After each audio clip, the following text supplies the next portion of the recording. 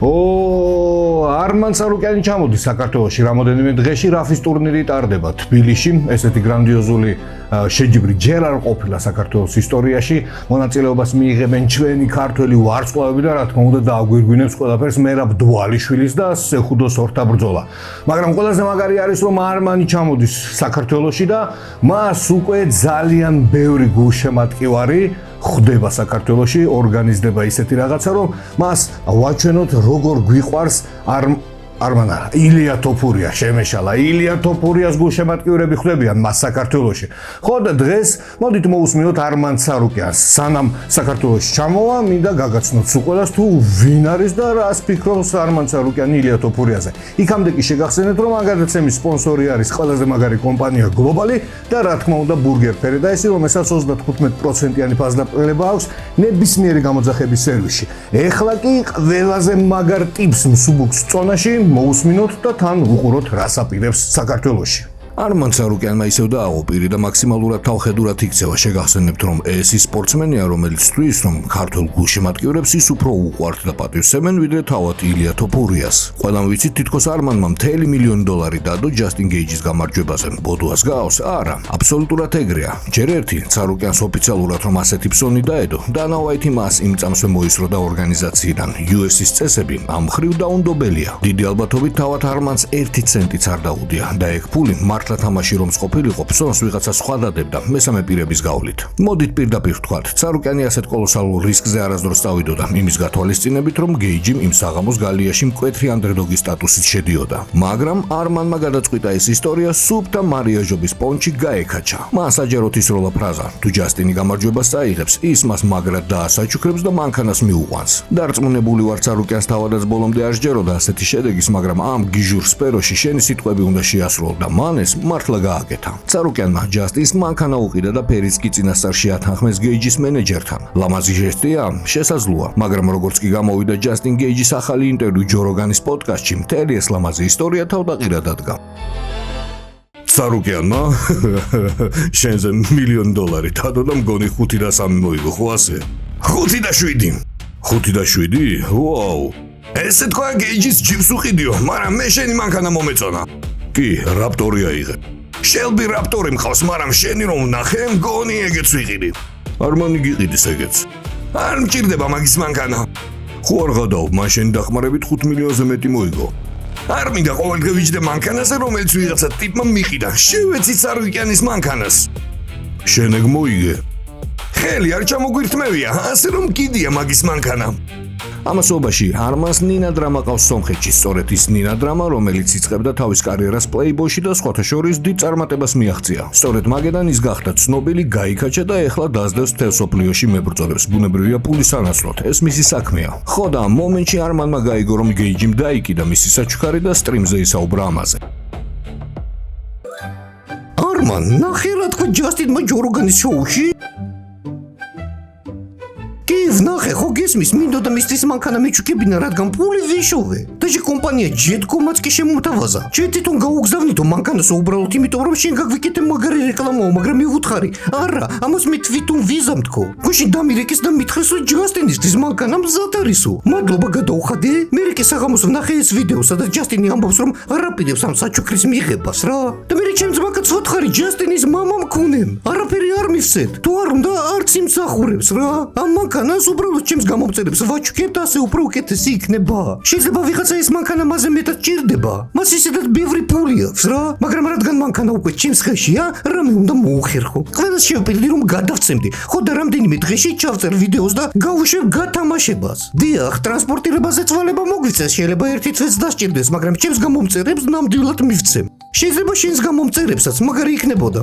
გუშინ დამირეკეს და მითხრეს, ჩვენ გამოვაგზავნით, რადგან შენ გაგვიკეთეო უფასო რეკლამაო. და თქვენს რომ თვითონ იყიდიან უბრალოდ დარეკეს ჩემს გუნდთან და მითხრეს, რომ მანქანა მზად არის. უბრალოდ გადაეციო რა. დაურეკე ჯასტინის მენეჯერს და ვუთხარი, რომ ყველაფერი მზად არის, ბრატ, მზად ვარ, გავაგზავნი მეთქი. გუშინ კი ვნახე ეს ვიდეო და პროსტა დავიშოკე. ხო და კლიანოს მამი, თუ არ გინდა შენი მამა მქონებ, გაიგი? ჩემს გამომწერებს ვაჩუქებ და ეგა რა. რამოდენიმე დღეში მოვიფიქრებ ზუსტად როგორ გავათამაშო და всё.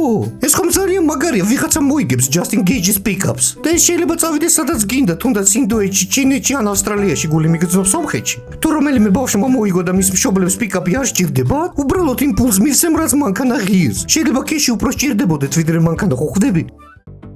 ილიას დამარცხება მგონი ამ პლანეტაზე არ მასზე მაგრად არავის გახარებია. სანამ ჩვენი მეომარი საავადმყოფოში მძიმე მდგომარეობაში იწვა, მან პოსტი გამოაქვეყნა, სადაც ილიას დამცინავ მანერაში მიმართავს. ილია, თუ შენ გჭირდება ფული სამედიცინო ხარჯებისთვის, უბრალოდ მითხარიო. ამის მერე სარუკიანმა ილიას პირადში მიწერა და ეს სკრინი გამოაქვეყნა, სადაც წერია. როგორც კი შენი ფეისაიდი ამუშავდება, შეცვალე სტატუსი 17 თერცეო. ეხლა კი მოდით მოусმინოთ თვითონ არმან სარუკიანის კომენტარს ილიასთან დაკავშირებით.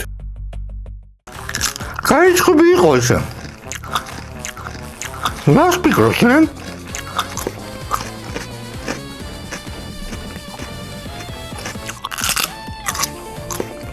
Перенамацаго.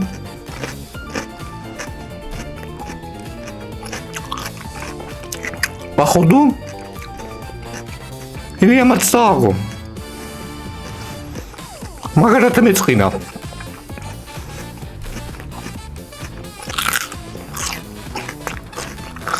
Ниასად მაგრად ეწყინა.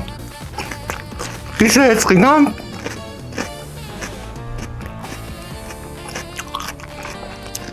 საქართველოში უნდა ჩავიდესო.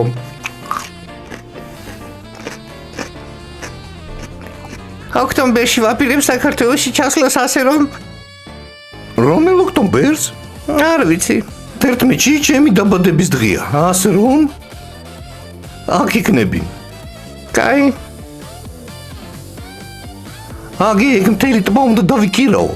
მართლა? კაი.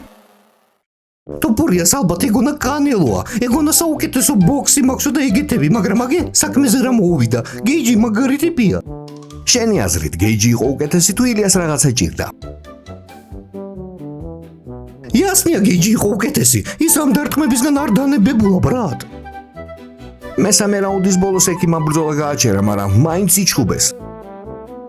უნდა გაიჩერებინა, ისე დაუსივდა, თვალები ვეღარ ხედავდა. ნუ ხო, მეომარია, ვაღიარებ და გააგრძელა, მაგრამ მისმა ძმამ გააჩერა ყველაფერი. ხო რა, თან როგორც გავიგე, სახეზე ძვლები ქონია დამტრეული და თუდასუდა. ტვიტერზე დაწერე ილია ნომას ტოპურია. ეს სიტყვა ნიშნავს დანებებას, თუმცა ილია თვითონ არ დანებდა, მაგრამ შენ თვლი რომ დანებდა. იასნია თუ? კი, მაგრამ ეხლა თქვი რომ მისმა ძმამ მიიღო ეს გადაწყვეტილება. Короче, чем ძმა მეგროქნას მე მაინც ვიჩხუბებ რა. კონორმა დაწერა რომ კუთხეში ოჯახის წევრები არ უნდა იდგნენ, მეთანხმები მას? არ ვეთანხმები. რატო?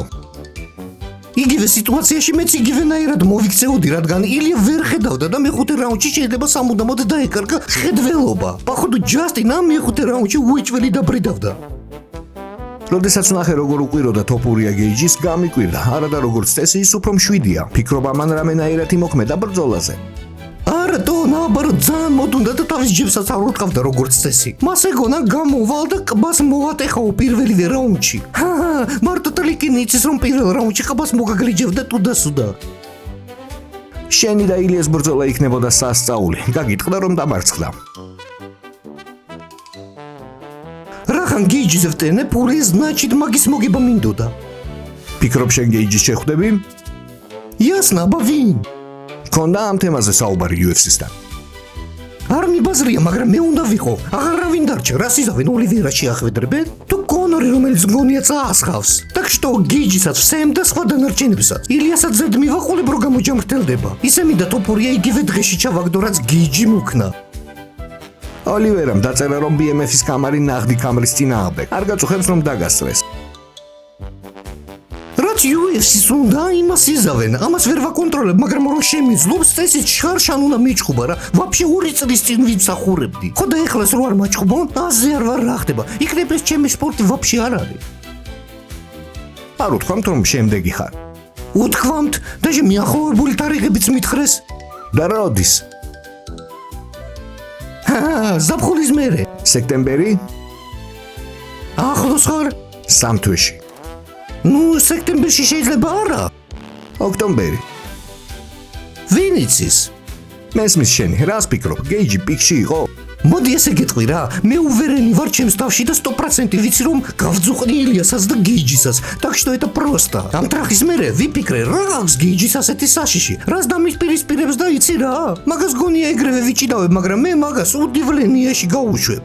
Короче, кай გეგმას შევიმუშავებ. პლანიროვკას გავაკეთებ და მოვიგებ, ეგ კამარი ჩემია ბრატ. ილიასთან რაღაცა პირადული ქონდა, გაგიხარდა რომ წააგო.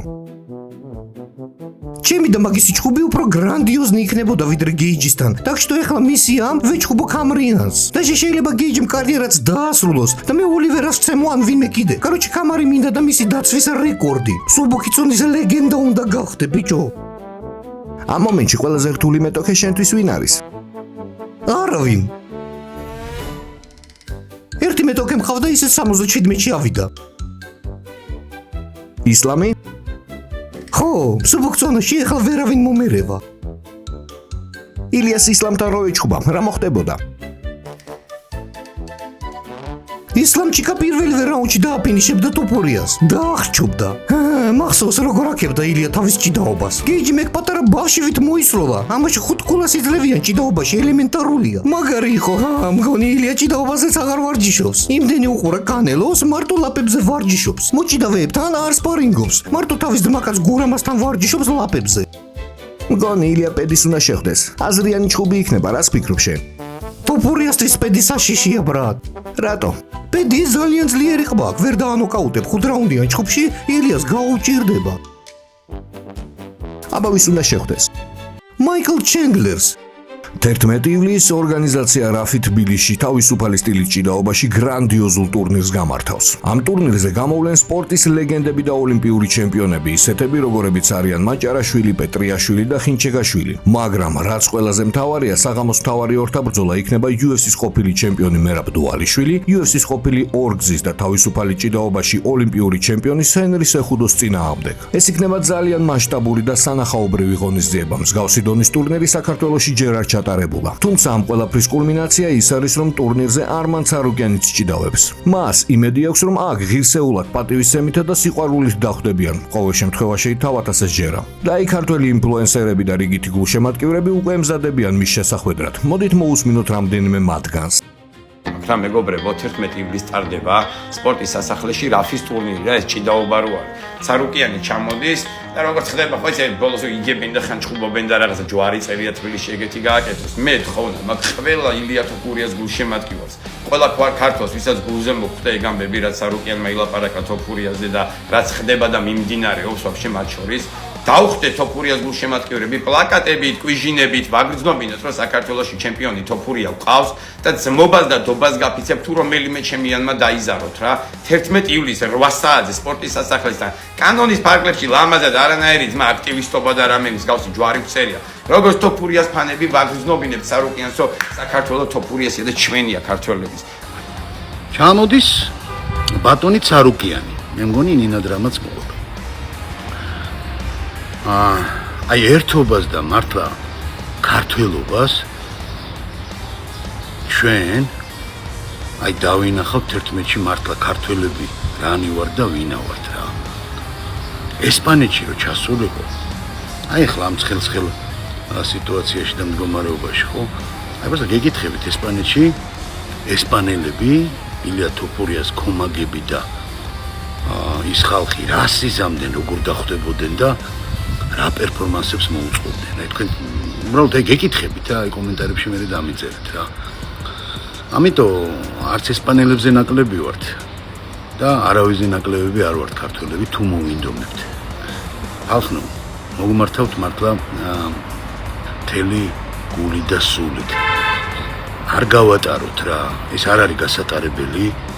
ილია თოფურია არის ჩვენი საქართველო, ჩვენი ერთობა, ჩვენი აფხაზეთი, ჩვენი ცხინვალი, ეგ ბიჭი არის, არ ვიცი ყველაფერი რა. ეგ არის, არ ვიცი, ძმოს ავიზიტო ბარათი მთელ სოფლიოშია, მაგან გვასახელა ჩვენ და თვითონ რა პიროვნება ადამიანია რა. უმაგრესი ბიჭია რა. უმაგრესი. აი თიძე ჩამოსათვლელები ყავს ხო? ყარა, ეგ ძიუდოში ბიჭები რამდენი მაგათვენაცვალე. მაგრამ ნუ ისეთი რა ცნობადი და ისეთი სახეები დიდი ჩამოსდანა. მოდი რა, გაუკეთოთ რა.